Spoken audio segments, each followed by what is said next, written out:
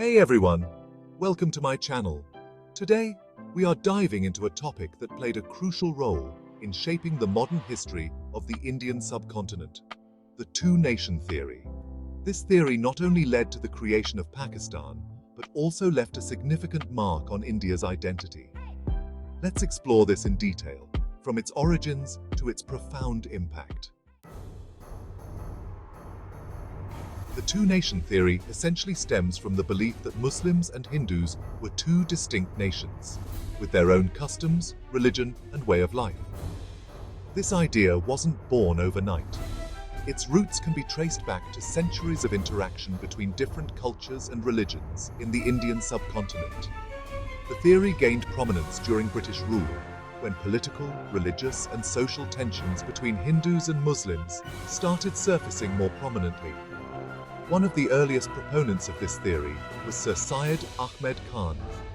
In the late 19th century, he argued that Muslims needed to preserve their distinct identity. He pushed for educational reforms and advocated for the protection of Muslim rights.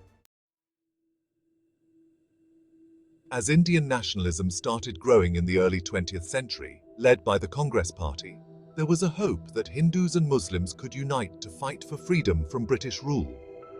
Leaders like Mahatma Gandhi believed in a unified India where people of all faiths could coexist.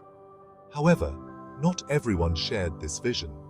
In 1906, the All India Muslim League was founded to represent Muslim interests.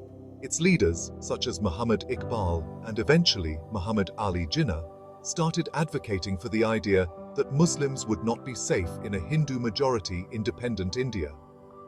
The League began pushing for separate political rights for Muslims, which eventually evolved into the demand for a separate nation.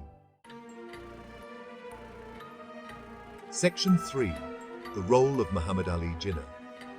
The two-nation theory reached its peak under the leadership of Muhammad Ali Jinnah. Initially, Jinnah was a member of the Congress and supported Hindu-Muslim unity.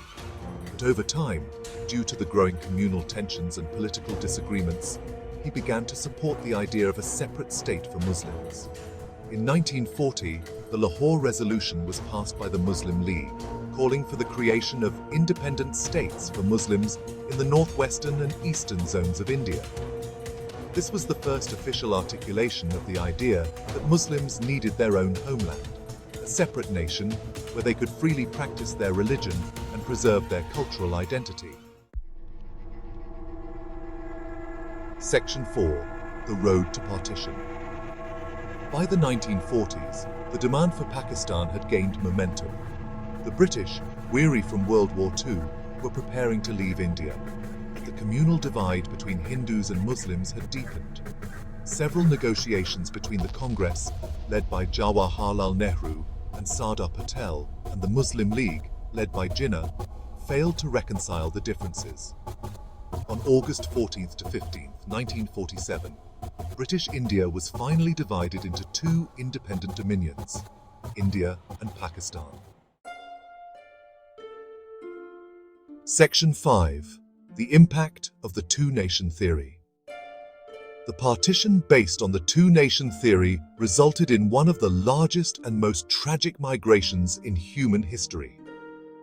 Nearly 15 million people were displaced, and over 1 million lost their lives in the communal violence that followed. But even after the creation of Pakistan, the debate over the two-nation theory continued. Some argue that the theory validated the existence of Pakistan, but others believe that the secular, diverse India that exists today proves that Hindus and Muslims can live together peacefully in one nation. Conclusion. Final thoughts. In conclusion, the two-nation theory is not just a concept from history. Its legacy still affects India and Pakistan's relations today. Whether we view it as a necessary solution or a divisive idea, it's important to understand its historical context and its lasting consequences. Thanks for watching. If you found this video insightful, don't forget to like, share, and subscribe for more such content. And do let me know your thoughts on the two-nation theory in the comments below. Until next time.